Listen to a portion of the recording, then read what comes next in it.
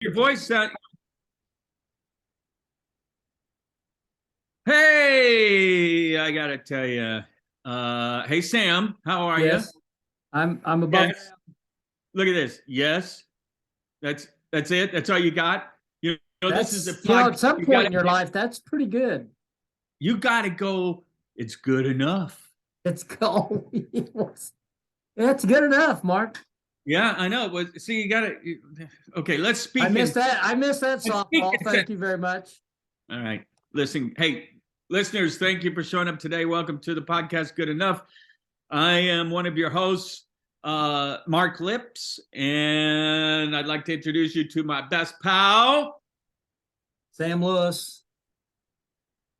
There he goes again, speaking in one or two word sentences. Okay, so listeners, listen, this thing is called Good Enough. We're in its infancy, so we keep feeling like we need to explain that. Let's see your shirt, Sam. Let's see your shirt. I like it.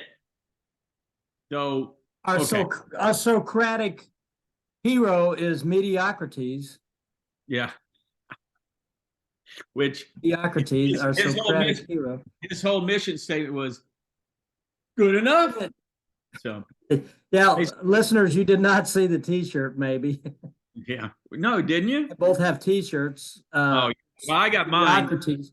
Listen, I got mine. I got mine. No, I did my And homework. it says, Money, I spent money. I've got. good enough. Well, I'll always take the opposite point of view, so I have a different color T-shirt. We bought these independently and separately without each other's knowledge, by the way. That's because telepathy, since we were high schoolers together. So anyway, you pointed to your head, and I thought, where's he going with this? Telepathy is not thinking. I keep wanting to point it out that I still have mine. I still have mine. Yeah. Well, you know what Ozzy Osbourne said? Of all the things he's lost, he misses his mind the most. See, that's the kind of humor you can expect from our. It's just good enough. You know what I mean? Got a chuckle, got a smile. Did you pay to get in this club? Okay. Yeah. So that's right. That's right. So listen, listeners, we are two guys who are just good enough, and we want to talk about anything and everything. We're going to be an interview-oriented show. We're going to also have sponsors, which we're going to highlight. Two of them are very close to us. But we'll always start off the show with a little bit of banter, just so you know. The agenda is banter, commercials, then we interview, and then we close really quickly because I know we're going to run quick because we're not paying for a subscription. You got to get this thing done. Exactly. We don't have the $12 a month to go a full hour. No, $12 a month. This is a limited budget, folks. Yeah. No budget. Hey, listen, what kind of phone do you have? Do you have an iPhone or an Android?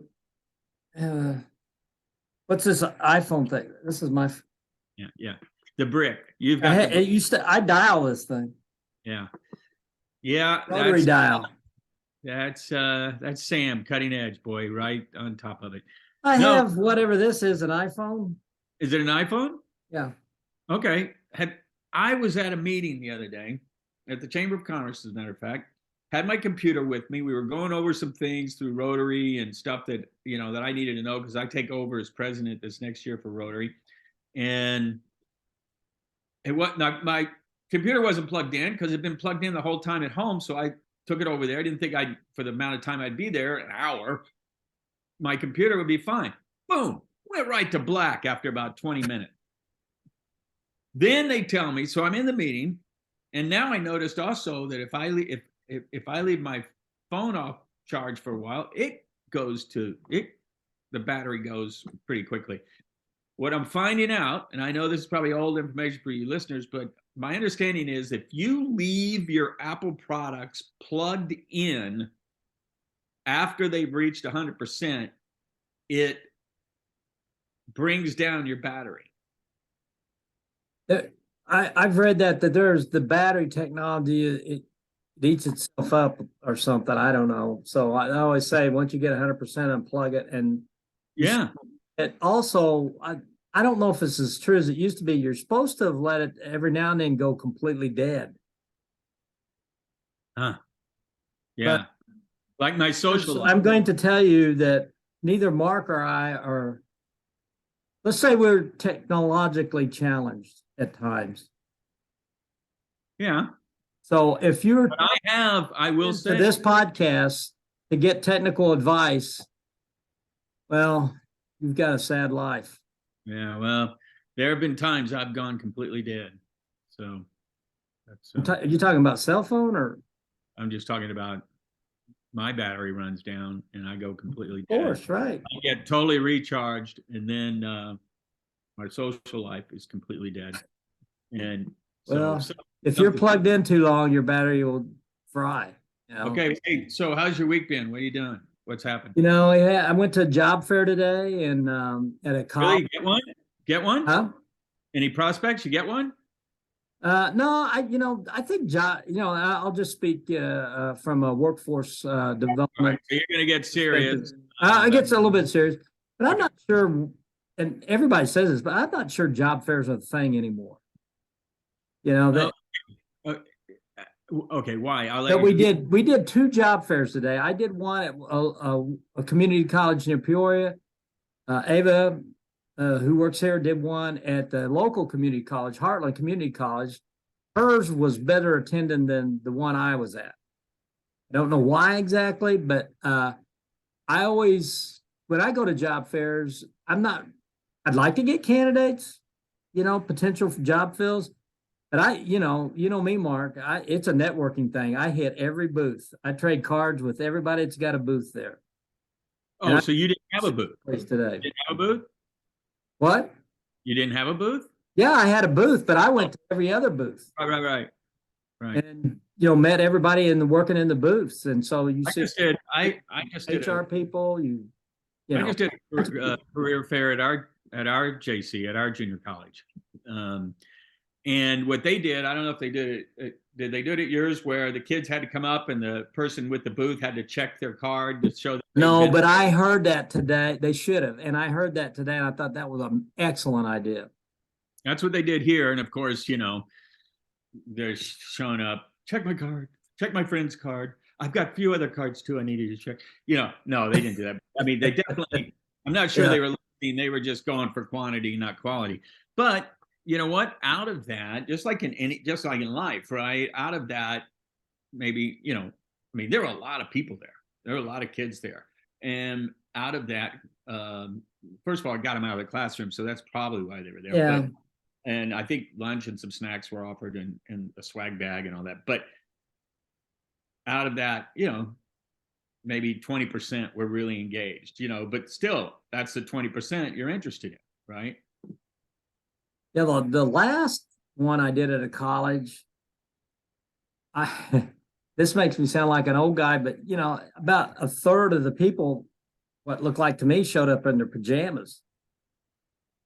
Like, wow, you wear pajamas to college now? Man, I thought that was so 2005. Really? Well, it's been a while, but yeah, like. By the way, Sam. True. Today I didn't see anybody in pajamas. What? You are an old guy. Only you're older. Listen, my dad used to say, "You're not old. I'm not old. I'm older," which is right. Well, I'm just what offends me, Mark, being at this age, is how far I got to scroll down to find my year of birth. Exactly. I used to just click. It was right there. I clicked on it. Now I'm scrolling. Good God, how long? When was I born? Scroll. Oh, I overshot. Overshot. Yeah. And there's a point where they just, the bottom year that you can scroll to is getting closer and closer to my birth year, our birth. Yeah. Sometimes I just go ahead and put closer to the bottom of that scroll than the top now. I know. I just sometimes put 1917 in there just hope that somebody sees that and just to see if they're paying attention. Wow. It calls the Guinness Book of World Records. Yeah. So let's get back to the job fair. So don't you think, just like we've had the workforce change with Zoom calls, 4-day work week, the great resignation, looking for stuff, engages, that job fairs need to engage too, right? So like I said, check the box, have a variety of businesses, not just your insurance companies or something, but you got to have culinary arts, you got to have ag, you got to have, and you can do that in your area because you're ag too and around there. And Right. these different, medical, legal, things like that. But I think you've got to engage the kids today. I don't know. I think, it's way different than when baby boomers are, when we were going through the workforce of, back in my General Tire days, if we put an ad in the paper for 20 jobs, there'd be 150 people show up. They'd be out the door, down the sidewalk, in the rain, stand in the rain to fill out a paper application. But there's not that many people for each job now. But isn't that kind of indicative right now, what they're saying, that people can't find people? I mean, isn't that pervasive? That's true, and there's a reason that they're not out there. The workforce is getting smaller. The younger people aren't having kids at the rate. Our generation was much more. What's the word I want to say here? I got to be careful. Workaholics. Much more what? Workaholic. Yeah, but I mean, I gotta admit, we always when it comes to having kids. Yeah. Well, our parents' generation was way better than us. Well, no, my dad, absolutely. Like we say, oh man, I hate to be a 25-year-old today looking for a job. Or I think my dad was saying, hey, I'd hate to be a 25-year-old today looking for a job, which was us. I think it gets tougher and tougher and if you're not evolving with the curve, like I told my kids, if you have a real passion, then of course go for it. If you're in the arts or you want to do film or you want to do whatever, that's fine. But if you're, say you want to be a doctor, I would go into what are the knee surgeons? What are they called? The orthopedics, right? I'd go into orthopedics. For instance, we're going into the largest senior citizen population the world's ever seen. Who's going to get their knees, their hips replaced, all of that? I'm telling you what, right now, you're gonna make so much bank if you had a factory that made hips right now, you're sending them out the door like a drunken point. Well, there's a new company. They're going to be doing an IPO here in a little while. Can't remember the name. I think called Monogram or something like that. And they've created a way to 3D hip replacements, products, and the laser and all of that. But I mean, it's just going to revolutionize the hip replacement business and all of that. I mean, that's where we're headed. I think you and I should go right now and go pick out our hips that, and sort of do a layaway payment. Yeah, not me. I just put a cortisone shot in my knee, and I did that 2.5 years ago, and I'm fine. Did you do that on your own, or did you have a doctor do that? I had a guy down the street. He just, he didn't need it. Medicine Wolfen? Did Medicine Wolfen help you do that? I did that with a vet, actually, because it's a lot cheaper. The stuff because they do house calls, right? They come right to your house and do it, won't they? Yeah, exactly. No, I had a doctor do it, and it was actually an MP. And she said, this may take, it may not, but why don't we try this first? Because I don't think, it wasn't like my knee was totally going out. It was just it was hurting. You just never done it before, and you like new experiences. And so first we put it in my arm, but anyway, they would just so they put it in my knee, and they x-rayed it, they looked at it. They put it in your arm, and 2 weeks later said, my knee is not any better. Yeah. Right. That's not working. Let's get a little closer to this pain area. I'm not feeling a thing in my knee. Still hurts, but boy, my arm though, I can't lift. My arm is great. Yeah, and my arm flies over my head. So I could never do this before. But you know what? 2.5 years ago, and my knee feels great. I was out yesterday Have you ever seen those? I don't know if you saw it on Facebook. Hey, are you watching the time? It's 2:16. When did we start? I don't know. I have a timer at the top that shows up, so Okay. What time it'll did show up when we have 10 minutes to go. okay. So well no, We're going to do better. We're going to time this in the we future. need to be timing because we're only going to do this for 10 minutes, right? Yeah. Audience? Yeah. You guys are looking behind the curtain. No, Well, you've been on it for 16 minutes because you came well, on. we were okay. So listen, viewers, I hate to tell you this. We got a break for a commercial break. I just want to let you know one of our sponsors is the Ripe Choice Farm Stay and Catering. I got to tell you, these guys are unbelievable. The chef is Tammy Lips, my bride. I get to sleep with the chef, and she we moved up here to Northern California from LA, and down there she catered for celebrities and athletes, and I got some crazy stories about some of the parties she did down there for the Kings hockey team. But we moved up here. We have an event space. We have a vineyard. We have an orchard. We have row crops. We have too many pigs. We have a tortoise we rescued. We have 2 dogs, but we have a commercial kitchen. And like I said, an event space and an Airbnb. So if you're ever in Northern California up here on Clear Lake and you want to go fishing or anything like hiking, all of that, and want to go to some great wineries, come and stay at our Airbnb.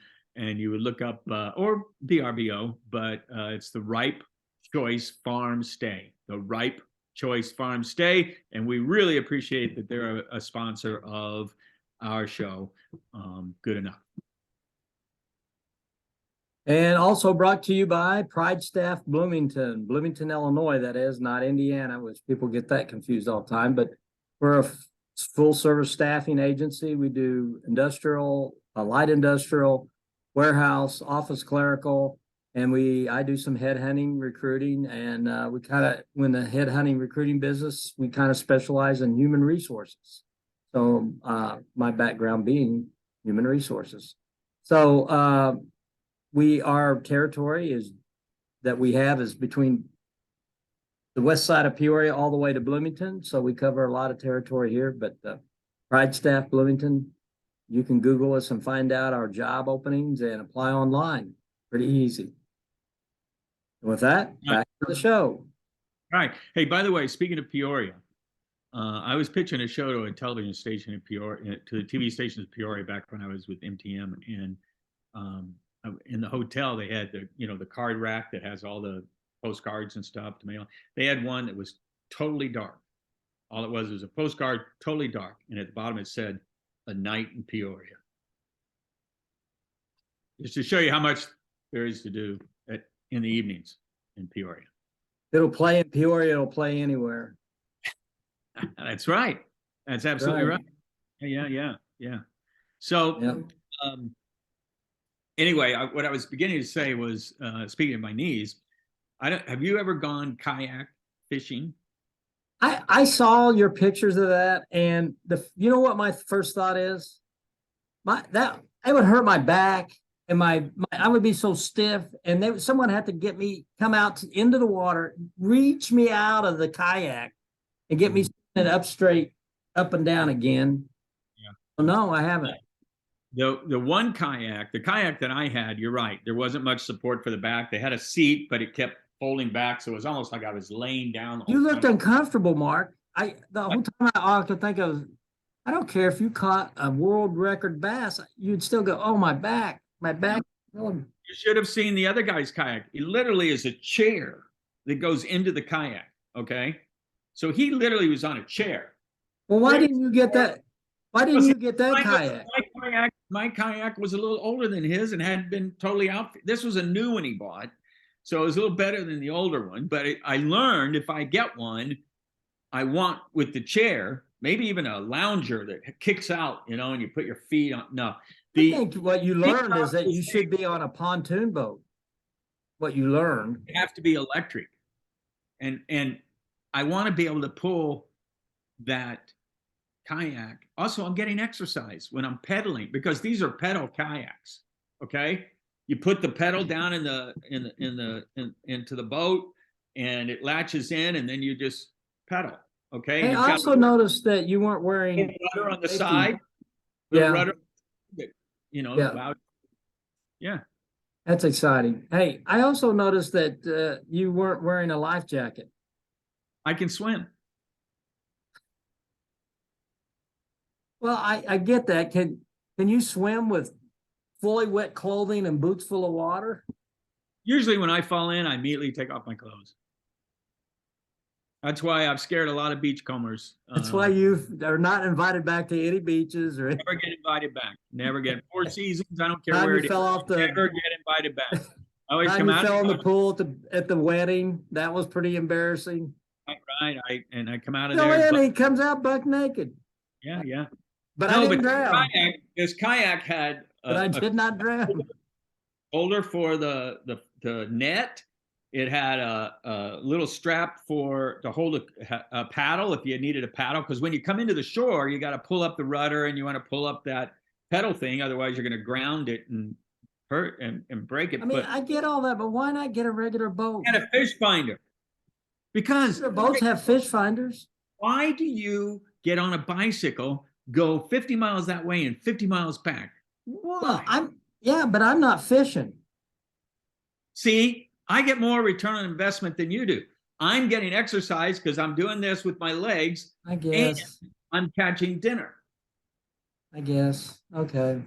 I mean, if you could quail shoot or something while you're going along on the bike, pull and get something, and then you put it in a bag or put it in that little sack that's behind your bike shirt, that you put stuff Yeah. in.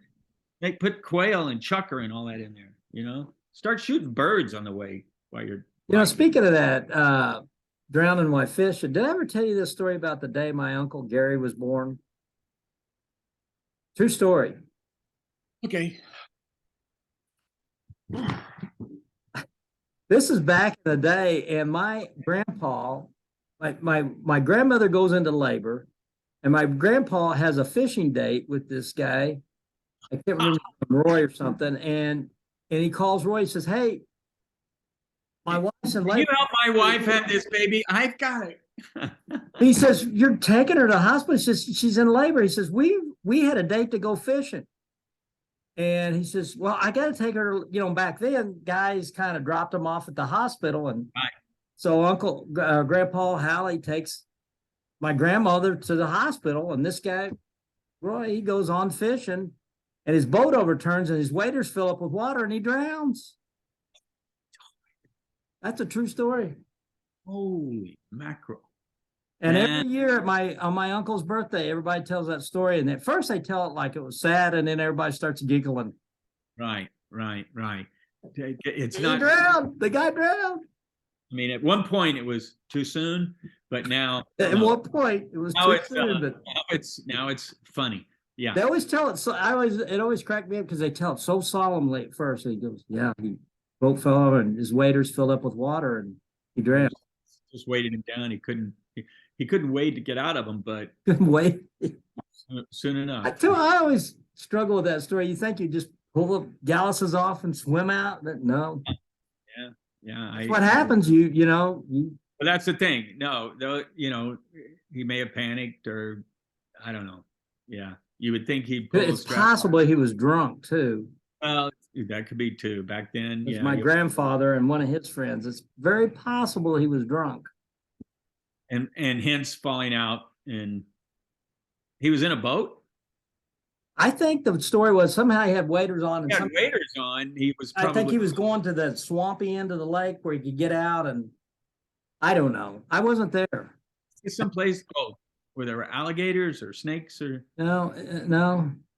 But there is a swampy end of that lake. I've been on that side of it. Yeah. There was some lake. I don't know if it was California or Illinois. I was reading, it hit me because I think it was one of our states where someone found like a big old alligator. Someone had dumped an alligator into the lake, and it grew and grew, and finally, something enough to somebody noticed it. Big alligator. I notice them when they're this big. They don't have to be big for me. Not indigenous to the area, by the way. Yeah. So. Anywhere I see an alligator, I notice it. I don't care what size it is. You ever been golfing in Florida? And Snakes are like that for me too. What? Like You say cats are like that? What? Snakes. Oh, Snakes. yeah. Yeah. Well, out here on the farm, we like our snakes, unless they're rattlesnakes. But if they're rattlesnakes, obviously, no. Do you have rattlesnakes out there? No, no rattlesnakes, but any other snake, man, we steer clear. We try to protect it. We want it to go out there and Yeah, eat right. stuff like that. Those are good barn snakes and farm snakes and all of that. You know. Although I never saw one, but I know there were rattlesnakes, around Mount Vernon where we grew up. They killed Really? that 6 foot. Oh yeah, they killed that timber rattler there in Woodlawn that time, and had it in the front. Remember the Register News, and the guy Oh, put it up 6 foot rattlesnake, and because wow, and in the wood near Woodlawn there was they said the den was like 300 years old or something. hey, you know what we got to do? You know what we got to do? Speaking of Rattlesnakes? Where's this No. going to go? I know. But speaking of Register News, Mount Vernon, rattlesnakes, we got to have Charlie Bob on sometime. Did you like, were you and Charlie Bob friends? Yes, we were. Yeah. We had free hour together for a while, and I went to lunch with him in that. Remember the Volkswagen he had? Yeah. So every day we'd go to lunch in that Volkswagen. I bought his stereo from him when he moved up. Okay. Yeah. I just remember one time there was an altercation back in high school, and Yeah, him and Rodney. he wasn't really the ringleader on that one. He was. That was Roberson. But it was one of those things. But yeah, Charlie Bob's a good one. Well, he'd be a good one to have on here and bring up the Register News. He's probably got some great stories because his dad, listeners, Charlie Bob's dad, where we grew up, he also went to high school with all of us, was the editor of the Register News. So he was a good guy too. I remember he was kind of a colorful guy. Oh yeah, he was. But, I lived by Charlie Bob. But Terry and I's first house was back. Well, he wasn't there though. No, he wasn't there, but we got to know his mother. You were closer to me than you were to Charlie Bob. That's true. My old house, anyway. I don't know that we. Right. That's right. It was the same block. Yeah, 712 North 12. Listeners, I sure are wrapped with this conversation. Like, oh my gosh, this conversation couldn't get any better right now. Huh. These guys talk about living on the. Who's Charlie Bob? Yeah. It's but what else? Anything fun? You got any? I want to put on I want to put on our agenda some kind of conversation about ChatGtp. Oh man, It is what? I thought it was interesting at first, and now this whole what is it? AI stuff is getting scary. I watched a video on it yesterday from with Microsoft. What is it? What's their version that communicates with ChatGPT? Bing or something like that. No, Bing? It's a Bing thing, but it's Microsoft. Yeah. Well, but anyway, somebody like Tara, we should have somebody like Tara to explain to us, or somebody, that can give us, I just got a 10-minute warning. Okay. So, yeah, I don't know. I think that's an interesting topic, and I think it's so smart about it, but I'd like to see somebody talk to somebody like us that don't know anything about it. But the thing is, it's like any computer.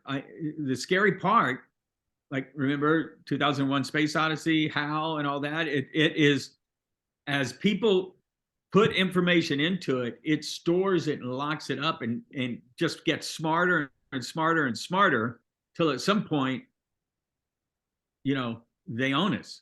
It's one artist I just read this morning or yesterday morning, an artist used, I don't think it was ChatGPT, but it was some AI format, and it created he fed it the information on his art, and it created some art from him, and someone was going to auction it off, and he said, no, I don't want to take any credit for it, and it's not worth. Yeah, I saw the same thing, right? So that's thinking of topics and someone that has an idea or some thoughts on it, it might be interesting. And dear listener, if you are listening, I guess that would make you a listener. If you have any ideas of who you'd like Mark and Sam to talk to, berate, grill, pester, give us some. Or just call me so that I'm not always talking to this guy. Anyway, yeah, any types of guests, general, because the nice thing about Zoom, we could have a guest in here from New York or Anywhere, right? Anywhere, Well, we like ought we to did with Tara. we should have someone from a foreign country who just speaks their language and we're trying to interview them. That would be hilarious. Some people say that's true for me every day in English. Hey, so speaking of chat, is it ChatGPT, right? Yeah. Right. Graham is in the recruiting business, IT, Yes, right. all that big company, I guess, in Atlanta. Graham is my son and my youngest son, graduated University of Oregon. And he said people use it to create their resumes. Yeah. Have you run into that? And job descriptions. Mm-hmm. Yeah, but you mean what they're looking for? Yeah, companies are using it, because people hate writing. To create the company's job description. Yeah. Right. But to create your resume, that's pretty. Yeah. I mean, see, there you go. Now, see, that's a good, maybe practical use of it. But at what point? Well, think about this too. College students are using it to write their term papers. Exactly. And the professors are using it to grade those same term papers. Yeah, well, I'm going back to school. So if you think about it, we can cut humans completely out. I'm gonna go get a degree in something really tough like brain surgery or something. I'm just gonna. Might as well. I'm gonna get ChatGPT to get me through the whole thing. And then they'll have a ChatGPT. Cut open the brain. That's probably where it stops right there. When I have to. Okay, Mr. Lips, it's time for you to actually cut on the brain. What? Okay. Am I using a hacksaw? What am I using? Yeah. I'm gonna need a cup of coffee first. Yeah. The jittery. It's like I'm gonna need a cup of coffee first. Jim Gaffigan says, one thing about being a brain surgeon, you can't come home and go, well, it's not brain surgery. Yes, it is. It's brain surgery. Because it's funny when the brain surgery, when people talk to you, it's the size of a melon. It's the size of a grapefruit. And, you come home, your wife says, you want some fruit? No. It's like no. Yeah, I hate when they compare body parts to fruit and food, Yeah. I guess it sort of makes sense. I'd rather golf ball, softball, boiled egg. No, So, okay. What's the time? 5 minutes and. So 5 minutes, but it's actually 15 minutes, right? Or are we going with 45-minute tasks? This is all we got left is 5 minutes. I know, but so our show, listeners, is going to be, this would be great. You have 15 minutes to finish the sandwich before you have to go back to work or whatever. Right. We're going to go 45 minutes. We can't. We only have 40 minutes worth of Zoom. 40 minutes. We're only going to go 40 minutes. Unless we change to the other platform, which we're going to experiment with. $12. That's $12. Oh, no, the other platform, we can, yeah, we got to look into that. I'll look into that. I wrote it down. I'm going to look into it. I'm going to underline it. There we go. So, perfect. So, how are the grandkids? How's our marketing coming? How's our what? How's our marketing coming? Aren't those grandkids supposed to be doing our marketing? Don't we have they've got the jingle, and I think they've done working on the jingle. It's good enough. Oh, the jingle's good enough. We need to put that on here. We need the graphic. And I guess it could be the good enough logo that we have. Do you have the good enough logo? Well, you can't share screen with the. I can. Can I? Well, you can. I don't know how. If you have the logo, you'll see it. You'll see it on our YouTube site, and yeah. It got a lot of. I put it. You saw I put it on Facebook this week. Soon, and there's a lot of people were pretty surprised. Really? Really? You guys really want to do that? You sure? this going to be for the public? I mean, we know personally that you guys are kind of goofy, but now you're going to make it really. Yeah. You sure? But I like the fact that those grandkids, the graphic. So we have the jingle will go over the graphic, and that can open. But we need a close too, and the close, I guess, will it be just the jingle and going back to the graphic? I don't know. It's whatever we want it to be. Whatever. We need to give a shout out to Tara Desmond, though. Oh yeah, absolutely. We were talking about some kind of meme or something, and Tara whipped one up in about 5 minutes. I mean, or less. I mean, it was astoundingly fast. Well, she's going to be one of our first guests, I think. Yeah, I think maybe if we can arrange it, maybe next week. Yeah, and you know what? I think she'll tear it up. Tara, it up. Hey, this is my A stuff, guys. Get ready. Yeah, your waitress. He's gonna wait. Check, please. Yeah, she did a nice job on that. Get my jet, please. Yeah, here we go. All right. We're gonna have our wives on sometime, you think? Our spouses, our we significant could. others, I mean, halves. I guess it depends if we want to stay married or not, but Yeah. Tammy will just roll her eyes and say, I don't got time. I'm too busy. good enough is exactly what I settled for when I married you. That good enough describes the whole marriage. Yeah. Sam. Well, I always say, it's funny how first few years, it's just wedded bliss, and then when you get to, in your case, you've been married, what, 50 years? Then get to 33, 34 years, it's, good enough. Good enough. How was sex? Good enough. Yeah. How was meatloaf? Good enough. Sex. How was the meatloaf? Good enough. Yeah. All right, we're down. We need to, we've been very, very bad at letting the time run out of us without us ending. Yeah. So what's it? To 1 minute. Okay. 1 minute. All right. So I guess all I've got to say is. So do you think we did a good job here today, Mark? Or I don't know. We kind of rambled on. I'm wondering if the listeners were really okay. So here's the thing. I'm wondering I if just threw you a big softball to finish this thing. I know. I felt that. I got that. So I'm wondering if the listeners really are interested in what we're having to say, or was it good enough? Good enough.